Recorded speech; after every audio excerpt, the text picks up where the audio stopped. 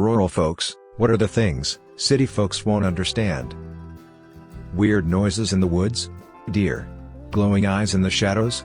Deer. Something following you, down a dark country road? Deer. It's always an effing deer. You need to carefully plan out your shopping needs, because that trip to Walmart or Home Depot might be a 2-hour round trip. I've lived in the suburbs my whole life, and I'm a very forgetful person. Whenever I see a home in a rural area, I always have two thoughts. 1. Wow, look at how beautiful the house, or the land, or the scenery, is. 2. I wonder how often they kick themselves for forgetting the milk. Moving rural taught me how to cook. I had to build up a well-stocked pantry and freezer, because the grocery store was an hour away. I had to learn how to plan meals, because you needed to know what to thaw out.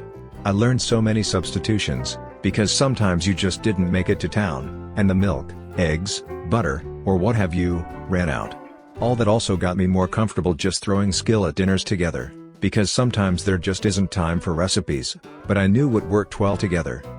Also, canned and frozen foods. Fresh produce is only good for the first few days after grocery day. You, or someone you know, has a personal vendetta against a wild animal in the area. Oh my gosh, yes. My dad's at war with a woodpecker. He's even printed out an info pamphlet on woodpeckers, and wrote in big letters, "Know thy enemy." The amount of whirligigs and nets around the house is insane. I've never seen my father be more creative than when he's plotting against a raccoon that has wronged him. There is no animal control out where I live, and no shelters within 100 miles that will take strays. If you dump your cat or dog, they will be eaten by a predator, starve to death, or be shot. If you dump your cat or dog, they will be eaten by a predator, starve to death, or be shot. Let me rephrase this, for those in the back: if you dump your cat or dog out in the country, thinking they will find some farm to live on, you are in a hole. Even if they don't die a miserable death, it's not rural folks' job to deal with your cast-offs. I own a house that sits smack in the middle of 3 cattle farms. The other night, I took my dog out to pee, well after dark. There was a weird noise, and a pair of glowing eyes at the end of my driveway. It was, of course, a cow. I called my neighbor to the north. He drove his UTV down, inspected the cow, didn't recognize it, and called my neighbor to the south. He sent his teenage son over, in a car with no catalytic converter or muffler. He also didn't recognize the cow. Finally, my neighbor from the west was summoned on his ATV. It was his cow. The rest of us stood there drinking beer, and watching the western neighbor drive his cow home, with an ATV. Good times. My neighbor keeps her horses on our farm, because we have some pastures already fenced in, and the horses keep the grass level. One of the horses, Rose, loves to get out of the pasture and mosey around the farm. More than once, she's walked up to the house and bumped her nose against the window, where I'm working inside, to say hello. So of course, I have to pop outside and pet her, and then walk her back. She's a darling. Neighbor also has a cow named Star, who likes to come up and visit her equine sisters. A bit later, when my neighbor realizes the cow's missing, I'll see her trudging up the lane with a lead, and then the cow meekly following behind her. Country life is slower than your lifespan. City, you can go year after year, seeing new buildings pop up, business, events, etc. Country life, same county fair every year, maybe a new building every 10 years, new business 5 years. Same people too. In the city, if you get into an argument with a crackpot at your coffee shop, you can find another coffee shop. Out in small towns, you have to tread real careful around every weirdo that you share a post office with. Feuds, beefs, and resentments run deep. Generationally deep. As an adult, who moved into a rural area, I've noticed that whenever I introduce myself, I'm always asked for my last name. Then, when I give it to them, they realize I don't have the last name of a generational family, and just brush it off. Having your name and age listed in the local newspaper when you're pulled over for speeding, and your family or friends get to give you shit for it, because everyone lives to read the weekly police report. My mom texted me a few weeks ago to let me know that she saw my best friend in high school got divorced in the paper. I was working in a small rural area, and was listening to the local radio station. The announcer came on, and said that George is having a garage sale. That's all he said, no address, or anything else. I asked the farmer I was working with about that. He said that everything knows George and where he lives. I then asked, is there only one George that lives here? He said, nope, there was another George in the next town over, but he was a newcomer, and they called him by his last name. How dark it is at night. You see how many stars there are, how bright and gorgeous, how busy the night sky truly is. I could see the Milky Way galaxy from my yard, where I grew up. Not anymore, due to town growth and light pollution, but the sky is still just breathtaking when I visit home. Weather changes your life. I've sat on the porch with my parents, watching hail destroy our wheat crop, days before it was due for harvest. There's nothing you can do. You just watch. I've also stood in a circle with my parents and older brother in the yard, while we prayed for rain. For farmers, weather is destiny. I took an English lit class in college, and we read a journal of a woman in the 1860s. Several people were really turned off by how much she wrote about the weather. As the only farm kid in the class, I tried to explain to them how much of your life is dictated by the weather. Most of them just stared at me like I was nuts. One of the underrated parts of college: bringing people from different backgrounds into a focused discussion on a topic and hearing perspectives you wouldn't otherwise. Town pants. The farm life, checking to see what the dogs are barking at, outfit, underwear, and mud boots, plus firearm. A couple of years ago, I had to explain to a guy that grew up in a city how a gun is a tool, just like a hammer or a shovel. He was weirded out when I told him every grandmother has at least one firearm in the house, and if you went there after dark, you better yell, letting her know it is you, at the door. My grandmother kept a break-open single-shot .410 behind the front door. Used it mostly to keep armadillos out of her canas. I suspect that the shotgun probably did more damage to the plants than the armadillos did, though.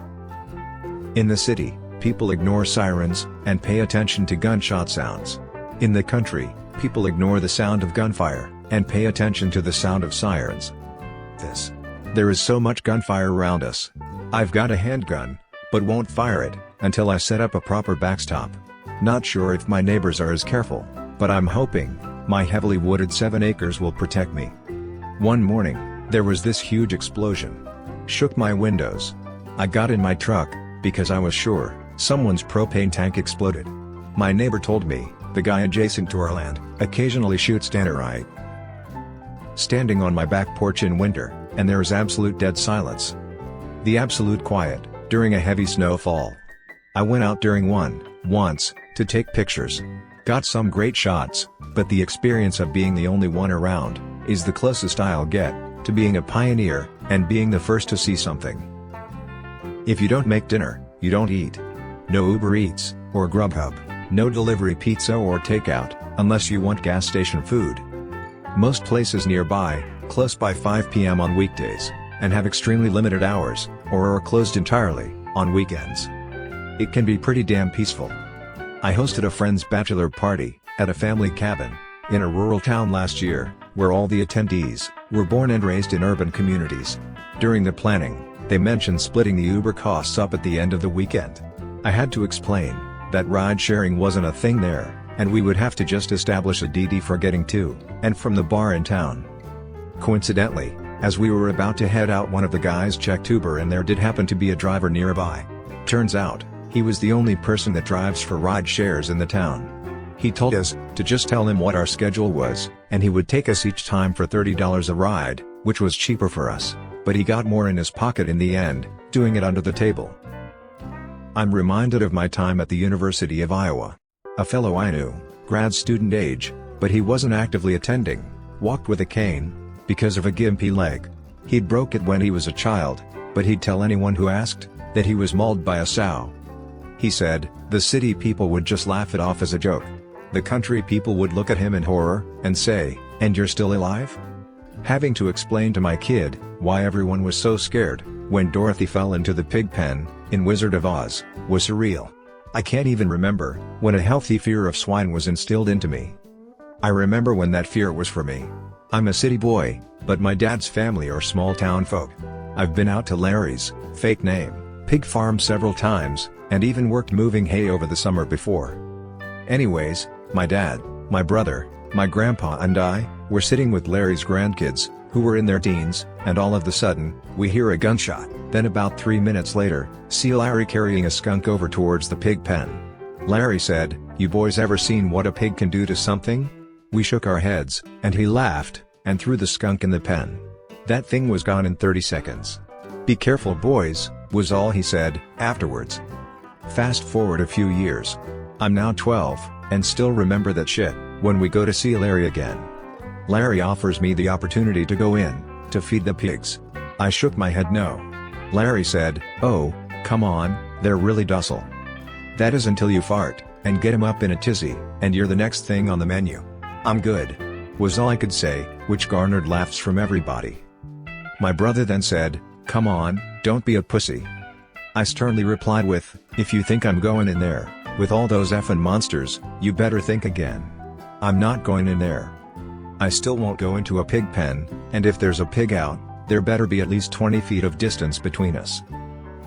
Driving home in a storm. A tree fell across the road in front of us, mom and daughter. The truck behind us got their chainsaws out of their toolbox, and moved that tree within 15 minutes. Also, there is not cell service everywhere. Only one service works consistently from my house. If I call 911, nobody will be here, for at least 30 minutes for EMS, 45 for fire, and an hour for police. And that's assuming they have nothing else to do, and respond immediately. If the house is on fire, you call the neighbors. In less than 10, there will be half-dozen tractors with water tanks and hoses. Lop your foot off? Call the neighbors. They'll drive you to the ER. Somebody means to do you harm? Shoot back, or die, waiting for the sheriff. Your choice. Sounds are not the scary part. Silence is. Edit. I had been walking with my younger sister and dog. I was 10, she was 8. Suddenly, world went dead silent, and my dog froze, trying to huddle near the ground. Almost immediately, I had unclipped her. Dog went bounding home, me and sis went to the road. Still utterly silent the whole time. Then my dad comes driving up with the dog and a rifle. We had only been about a mile away. As we're driving away, what's in the tree line? An effing mountain lion. This is actually what I was coming here to say. If you're ever walking through the woods or out in the pine breaks, and it goes silent? No birdsong, no squirrels puttering around in the trees, hell, even the cicadas go quiet. You need to get out of there yesterday. Something dangerous is quite close to you. Edit, and by get out of there, I mean calm and smart. Watch everywhere. Go slow. Any predator that'll cause this kind of silence in the woods, you do not want to run from. It's likely waiting for that, and it will outpace you. Be smart, keep a lookout, and walk, but walk towards, out. Nature is brutal, and so are animals. That eagle is so majestic in the city, but out here, I am cursing its existence, for effing up my chickens. Bears are so cute, but they are annoying as F, trying to get into the shed, where we have to lock up our garbage cans. Deer are so beautiful, but those effing a-holes, eat every effing leaf off of a fruit tree sapling and kill it, not to mention, all the destruction they will do, if your veggie garden fence isn't high enough. Edit. All that being said, still a huge advocate of wildlife and their protection. I'm just saying, that out here, we integrate back into the food chain, so to speak, whereas in the city, you are removed from the inconveniences of being in it. Stores not being convenient. The importance of keeping a good amount of gas in your vehicles. Lack of street lights. Waiting 45+ minutes for an ambulance. No public transport, no cabs, no Uber or Lyft. No food delivery. Quiet, except for the critters outside. Space. Cleaner air. Neighbors are far. Ticks everywhere. Wood roaches, and spiders, the size of your hand. Snakes. So many. Trees. Catching yourself, baby talking possums and raccoons. Just how safe it is. For 13 years, I didn't lock my car up. Hell, half the time, I left the keys in the ignition. Plenty of spring and autumn nights, I went to sleep, with my front and back doors open. Windows were open 24/7 during those times, even if I were gone. Also, how easy it is to accrue pets. At one point, I had 12 cats, just because strays would show up, and never leave. A friend was from very rural Montana. I told him that I always locked my car. He asked, "But what if your neighbors need your car?" I thought he was joking, but he was serious. I grew up extremely rural, and now live urban. 1. You need a car. There is no walking anywhere. You go into town a few times a month, if you don't work there. When I was growing up, my dad worked in a small town next door, and my mom worked in the village next to that. We didn't go to town, the city, but once a month to get groceries, when dad got paid. If it isn't gotten then, you either get it at the gas station, if you can afford the high price, or it isn't happening, unless you drive the 30 miles to the city. 2. We lived so rural, there wasn't cable. We had satellite, or over-the-air antenna. You are the last to get anything.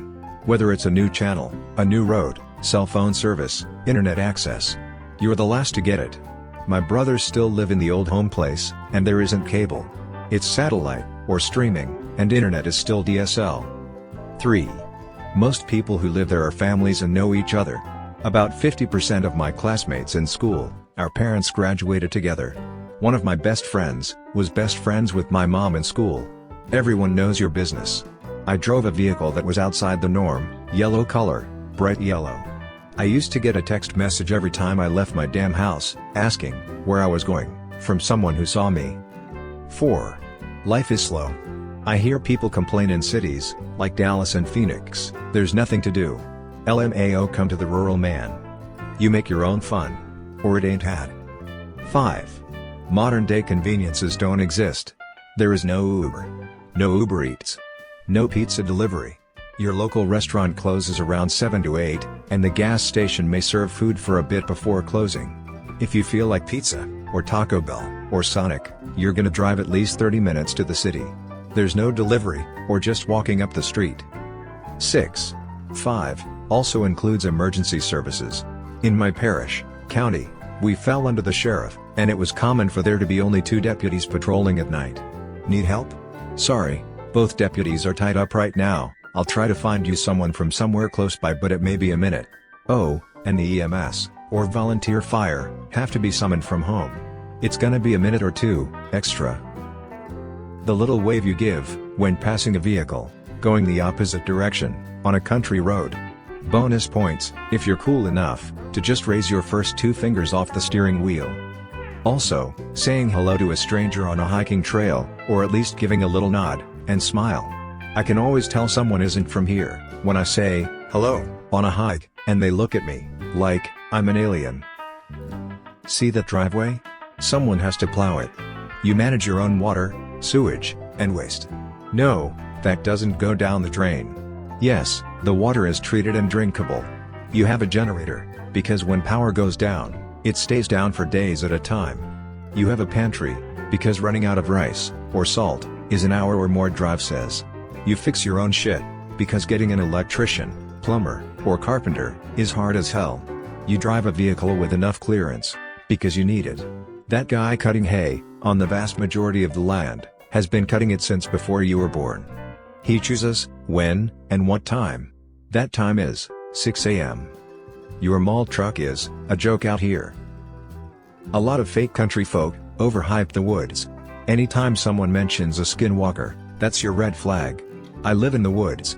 Yes, the woods can be scary, but it's far from paranormal. The woods are a fine place to explore, and gain an appreciation for real tangible nature. Don't let the boogeyman scare you away from the biodiversity native to your area. Buy a field guide, so you can get out and learn something. No sidewalk? Walk against traffic. We learned this as kids. We live in the suburbs now, but my husband also grew up in the same rural area, where this was drilled into our heads. It blows my mind to see adults walk with traffic in the suburbs, where there are no sidewalks. And I always want to scream at them, against the traffic, so you can see. It's for your own good. For those not in the know, walking against the traffic puts you in better position to see and avoid hazardous vehicles. Walking with your back to traffic coming behind you? Not a great vantage point. Especially in 2024, when most pedestrians have earbuds in. ETA, I also find myself doing it in parking lots, and even if there's a sidewalk, at this point in my life, 53F, it's ingrained. You can't buy up a rural property on the cheap, and then have big city expectations about the state of your neighbors' properties, or their behavior. Welcome to Redneckville. Sometimes, old washers live in the front yard, and people park their 18-wheeler rigs in front of their house, and noisily warm them up, every morning at 4 a.m. Had someone try to buy my late neighbor's house. They come up to the fence, and ask, "Are you going to get this place fixed up?" The answer is no. The scrap and wood piles are older than I am, and they're not getting moved. And the richest person you meet will probably be dressed in a blasted old Carhartt and muck boots, driving an old Toyota truck. We 100% yell to each other over fences. Also, my neighbor knocked on my kitchen window to borrow sugar. But most importantly, we know each other. Like, we know each other. Your problems are our problems. We watch out for everyone. The area I live in, we are one giant extended family. My neighbor waves at my house every time he drives by. He can't see if I'm home, or looking, or not, but he waves, just in case. 1. You're gonna see a lost, or abandoned, baby rabbit, bird fledgling, or fawn at some point, and it's 98% likely that they don't need your help, and the best thing you can do is to walk away. 2. You can free-range your chickens, or other fowl, but you're gonna lose some to predators. No, you are not allowed to shoot the hawks. If you don't like it, keep your birds in a large run. 3. The deer, bear, foxes, and other fluffy animals are not your friends. They are wild. They can, and often, will hurt you if you get too familiar. 4. You still need to fence your dog or keep it on a leash or a lead. If your dog attacks someone's livestock, pets, neighbors, or their children, or otherwise acts aggressive, your dog will likely be shot, and the law will be on your neighbor's side. It doesn't matter if that aggression was actually an attempt to play. 5. No, you are not allowed to jump someone's fence in order to pet their cows, horses, other animals. Also, those animals may kill or wound you because you're a stranger. 6. Just because you can't see anyone actively living in an area doesn't mean you can dump your trash there, hunt there, or otherwise act like you own the property. I like number 5. We have a few llamas, and the giant dark brown female is named Stink Eye, was Dolly, but yeah, not anymore. Anyways, if you're less than 6 tall and confident, she's going to ruin your day. She and her ilk roam about 35 to 40 acres, and exist to put things on their shit list. She can, and will, turn into a 500 pounds aggressive plushie, complete with claws and likes to ram people off their feet. Unless you know how to handle her, she's better left to people she tolerates. Rural Australia liver here. Bore water. The sky's inexplicably bigger. Don't drive at night, if you can help it, because you will hit a kangaroo. Stars like nothing you've ever seen. Leave town, and you have no reception. What's a traffic light? Cook your own dinner, or you aren't eating. Everyone, and their mother, owns a beach at Ute. The nearest hospital is 4 hours away, and the local airport is a literal shed in the bush. Another country I see here. The anger and shock I feel when I hear about people taking hour-long showers, or washing their sheets and towels every second day. Water is not to be wasted like that. Belanglo State Forest, for all of them. 1. None of my dogs over the years has ever seen a leash, and have the freedom to go wherever they want. 2. Tractors are our favorite vehicles, and trusted friends. 3. I don't talk to my neighbors often, but they know I'd do just about anything for them, and I know if I needed something, they'd be there for us. 4. Money is great, but sweet tea and family is what living is all about. 5.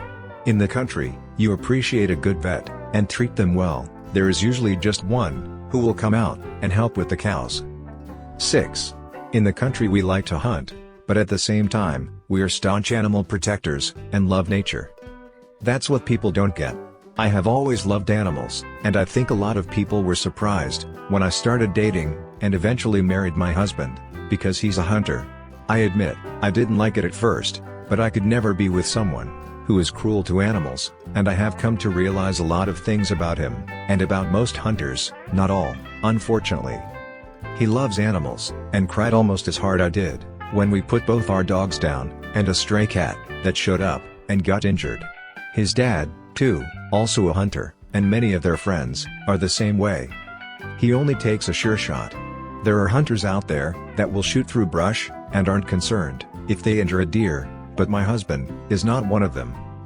I used to be against hunting, but after knowing my husband, and giving it more thought, I no longer am. The people who criticize it are mostly people who walk into the store and buy a packaged piece of beef.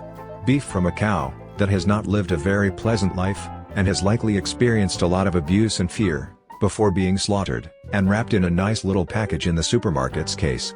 The deer, meanwhile, are free and happy, and usually don't know what hit them. I don't know, when I think about it, I would much rather be a deer running free, than living a beef cow's life. Now, could I kill my own? No, I would probably live off fish, and I could maybe kill a chicken. Maybe. But I'm not going to criticize a person who shoots their own meat, while I'm picking up a clean little package from the grocery store. Grew up rural AF, chose to live in a city after becoming an adult. I'd say, the sheer level of how on your own you really are. A lot of rural folks romanticize it. And it is nice. Unless you are one of the people forgotten or excluded by society. Develop a drug or alcohol addiction? Have problems getting food? Old age has slowed you down so much that you can't leave the house. Shitty parents that taught you nothing and kicked you out at 18? Cool, that's all on you. There's basically no help around, and everyone is so obsessed with this pull yourself up by your bootstraps mentality that unless you find the right group, you're just going to be shamed if you try and get help. Rural cruelty has a whole different depth to it, in my experience. Cities are more densely packed, and that means that charities and non-profits tend to focus more there, in order to reach more people. It's much easier to get help and find people who know someone who can help.